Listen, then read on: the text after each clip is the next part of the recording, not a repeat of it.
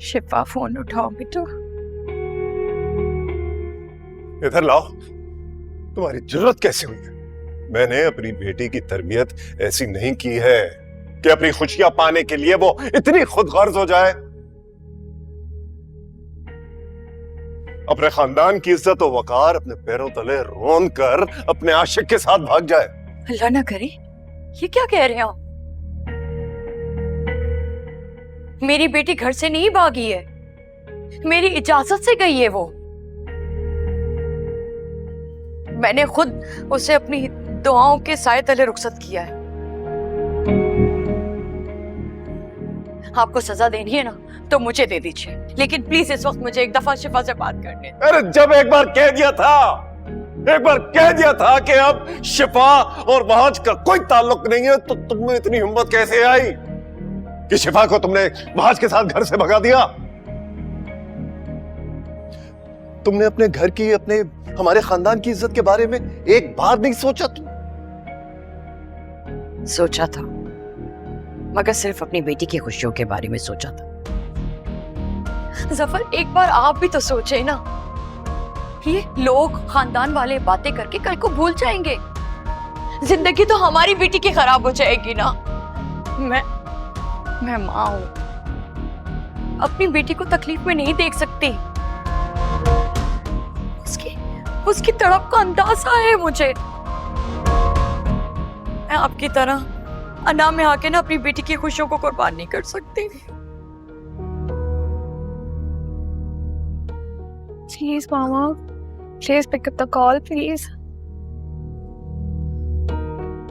Pick up the call, Mama. बार बार सबको calls करके अपने आप को कर क्यों पहुंचा रही है? क्योंकि समझ में आ रहा तुम्हें कि अब कोई नहीं है हमारा, कोई भी नहीं। आज मुझे बहुत डर लग रहा है। मामा ने बाबा के फैसले के खिलाफ हमें जाने दी है। पता नहीं मामा उनके साथ कैसा रवैया रखेंगे। फोन भी नहीं उठा रही है मामा, कब से कॉल्स कर रही हूँ मैंने।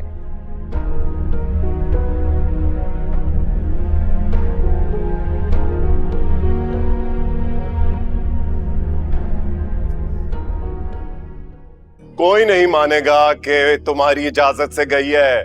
लोग यही जानते हैं और यही कहेंगे कि वो घर से भाग गई। लोग वही कहेंगे जो हम उन्हें कहने का मौका देंगे। सफर, फहाज और शिफा का रिश्ता हम बड़ों ने तय किया था ना।